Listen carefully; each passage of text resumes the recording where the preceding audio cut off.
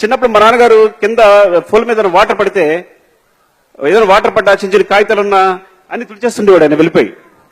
ఎందుకు చూస్తే నాకు అర్థమయ్యేది కాదు, ఎందుకు నన్ను ఇప్పుడు అంతా అని. ఏం పడ్డా సరే ఆయన పూర్తిగా తడి దారిపోయేవాడు మొత్తం తుడిచేవాడు. నాకు అర్థమయ్యేది కాదు ఎందుకు తుడిచేవాడు. చిన్న చిన్న పేపర్స్ ఉన్నా ప్లాస్టిక్ పేపర్స్ ఉన్నా తుడిచేవాడు, అర్థమయ్యేది కాదు. నేను ఈ మధ్య ఏం చేస్తానంటే ఫ్లోర్ మీద వాటర్ పడితే తుడిచేస్తున్నా హడావుడిగా. నాకు అర్థం కాల, సడన్ గా ఐడియా వచ్చి ఎందుకు నేను తుడుస్తున్నాను అంటే నా పిల్లలు ఎక్కడ జారి పడిపోతారో అని.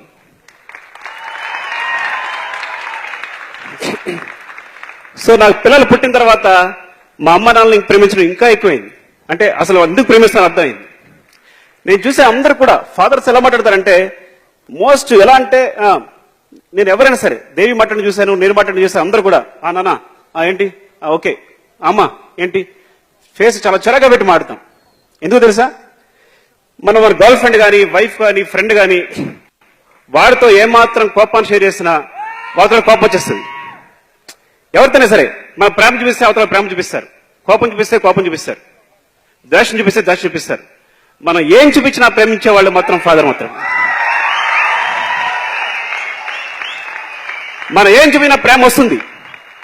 తిరుపతి ఎక్కితే వెళితే మొక్కితే మళ్ళీ హెయిర్ వచ్చేస్తాం కాబట్టి హెయిర్ ఇచ్చేస్తాం కదా, అట్లాగే అమ్మ నాన్న తిట్టినా వాళ్ళ ప్రేమలో ఏ మార్పు రాదు కాబట్టి మనం ఎప్పుడు వాళ్ళతో ప్రేమగా మాట్లాడలేం. ఎందుకంటే వాళ్ళ సామ్రాజ్యంలో మనమే కింగ్స్, మనమే రారాజనం, వాళ్ళకి మనమే ప్రపంచం తెలుసు కాబట్టి. అందుకే మనం ఏదైనా విజయం సాధించినప్పుడు మొట్టమొదట అమ్మ నాన్నలకు ఫోన్ చేస్తాం. మనకు తెలుసు ప్రపంచంలో అందరికన్నా నిస్వార్థంగా మన విజయాన్ని ఆనందించే వాళ్ళు అమ్మ నాన్నలు మాత్రమేనని. అలా అన్కండిషనల్ గా లవ్ చేసే వాళ్ళలో ఒకరిని కోల్పోవడం అంటే మీరు చాలా కోల్పోయినట్లు లెక్క. ఎందుకంటే ఇంక తర్వాత వాళ్ళని ప్రేమించే వాళ్ళు ఎవరు ఉండరు ప్రపంచంలో ఇంత అందంగా. నువ్వు ప్రేమిస్తావు మనస్ఫూర్తిగా నీ పిల్లల్ని, కానీ నిన్ను ప్రేమించే వాళ్ళు అన్కండిషనల్ గా చూస్తాడు ఇద్దరు ప్రపంచంలో. సో వాళ్ళని పోగొట్టుకోవడం అంటే ఎంత బాధ అనేది వెరీ సారీ.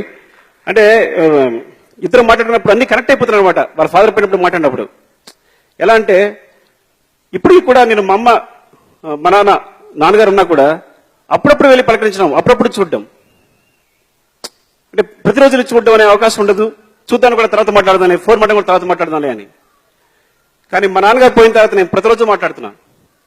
ఫోన్ అక్కర్లా, డైరెక్ట్ కనెక్షన్. ఇదివరకు ఏం జరుగుతుందని భయం ఉండేది, ఇప్పుడు భయం లేదు. కూడా మా నాన్నగారు ఉన్నారు.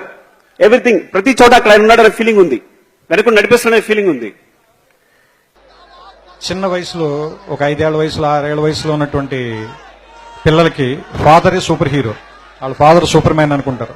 ఏమైనా చేయగలడు మా నాన్న ప్రపంచంలో సాధించలేదంటే ఏం లేదనుకుంటారు. వాడు స్కూల్కి వెళ్ళి వాడికి ఒక 10 ఏళ్ళు అంతా వచ్చిన తర్వాత ఇంకా వేరే వాళ్ళు ఇంకా డబ్బున్న వాళ్ళ ఫాదర్లని లేదా ఇంకా బాగా పెద్ద పెద్ద కార్లు ఉన్న వాళ్ళని వీళ్ళని చూసిన తర్వాత మా నాన్న అంత గొప్పడు కాదేమోలే, మా నాన్నకంటే గొప్పలు కూడా ఇంకా చాలా మంది ఉన్నారేమో అనిపిస్తుంది. అదే ఒక 15 ఏళ్ళు దాటి 18 ఏళ్ళు అవి వస్తున్నప్పుడు నాన్న సిగరెట్ కాల్చొద్దురా, లేదా బాగా చదువుకోరా, రాత్రిపూట ఇడ్లీకి ఇంటికి రారా, ఇలాంటివన్నీ చెప్పినప్పుడు మా నాన్న ఏంటి బాగా నసదొబ్బుతున్నాడు, చేదస్తాం అనుకుంటాను, మా నాన్నకి సరిగ్గా తెలియదు అనుకుంటా బతకటం, అందుకని ఇలా అయిపోయాడు అనుకుంటాడు. వీడికి ఒక 20 ఏళ్ళు 25 ఏళ్ళు వచ్చి ఒక అమ్మాయిని పెళ్లి చేసుకున్న తర్వాత ఒక ఫ్లాట్ రెంట్కి తీసుకోవటం, ఉద్యోగం చేయటం, నెలాఖరికి వచ్చేసరికి అప్పులు చేయాల్సి రావటం, బిల్స్ కట్టాల్సి రావటం, ఇలాంటప్పుడు నాన్న మనం మరీ అనుకున్నంత వేస్ట్ ఏం కాదనుకుంటే బాగానే మేనేజ్ చేసినట్టున్నాడు 4 పిల్లలు, కానీ మనకి దీనమ్మ ఇంకా ఒక్కడిని కూడా కనకుండానే ఇంత కష్టంగా ఉంది మనకి అనిపిస్తుంది. ఆ తర్వాత ఒక 35-40 దాటిన తర్వాత పిల్లలు కొంచెం పెద్దవాళ్ళు అవుతుంటే స్కూల్ ఫీజులు, రికమెండేషన్లు, ఆ తర్వాత వాళ్ళకి ఏదైనా ఒంట్లో బాగున్నప్పుడు రాత్రిపూట హాస్పిటల్కి పరిగెత్తటాలు, ఏదైనా ఒక కష్టం వస్తే డబ్బుల కోసం ఎత్తుక్కోవటాలు, ఇలాంటప్పుడు నాన్న గుర్తుంచి కళ్ళల్లో నీళ్లు వస్తాయి. ఈ బాబు ఇన్ని కష్టాలు పడి మన అందరినీ పెంచి ఇక్కడ దాకా తీసుకొచ్చాడని. కానీ మనం అది చెప్పేసరికి చాలా మంది నాన్నలు 2 రోజు చచ్చిపోతారు. అందుకని నా ఉద్దేశం ఏంటంటే నాన్న బతికుండగానే మనం అందరం థ్యాంక్స్ చెప్దాం. అంటే నా ఉద్దేశం it's an vote to father. ఎందుకంటే ఫాదర్స్ సరిగ్గా గుర్తింపు లేకుండా మిగిలిపోయిన ఒక పాత్ర అనిపిస్తుంది నాకు, కావ్యాల్లో కానీ నాటకాల్లో కానీ సినిమాల్లో కానీ. అంటే అమ్మని డ్రమటైజ్ చేసినంతగా మనం ఫాదర్ని ప్రపంచం ముందుకు ఎక్కువ చూపించలేకపోయామా అని అనిపిస్తుంది. కానీ ఫాదర్ నుంచే కదా మనం వారసత్వం కూడా తీసుకుంటాం. ఫాదర్ ఇచ్చే డబ్బులు కాదు, ఫాదర్ ఇచ్చే పేరుని తీసుకుని ముందుకెళ్తాం. ఫలానా వాళ్ళ అబ్బాయి ఇతను, ఫలానా వాళ్ళ మనవడు ఇతను, లేదా ఫలానా ఫ్యామిలీ నుంచి వచ్చాడు ఇతను. సో అంటే ఫాదర్ దగ్గర నుంచి మనం ఇన్ని తీసుకున్నప్పుడు, ఫాదర్ దగ్గర నుంచి మనం సంస్కారం తీసుకున్నప్పుడు, ఫాదర్కి తిరిగి మనం ఏమి ఇవ్వగలం? కృతజ్ఞత.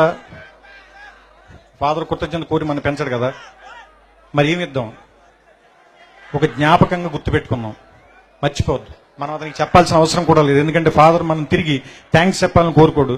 చిన్నప్పుడు ఆయన భుజాల మీదే నుంచుని ప్రపంచాన్ని చూస్తాం, ఆయన వేలు పట్టుకుని నడక నేర్చుకుంటాం, ఆయన ఒళ్ళో కూర్చుని చదవటం నేర్చుకుంటాం, ఆయన ఒళ్ళో కూర్చుని ప్రపంచాన్ని చూడటం నేర్చుకుంటాం. ఆయనతో పాటే ఆయన స్కూటర్ డ్రైవ్ చేస్తుంటే ఆయన ముందు నుంచుంటాం, ప్రపంచం మొత్తం మనమే గెలుస్తున్నాం అనుకుంటాం. ఆయన వెళ్ళిపోయిన తర్వాత ఒంటరిగా ఉన్నామని ఎప్పుడు అనుకోద్దు. మన వెనకాల కనపడిన ఒక నీడలాగా నాన్న ఎప్పుడు మనతోనే ఉంటాడు. ఇది చెప్పడం ఈ సినిమాలో నా ఉద్దేశం.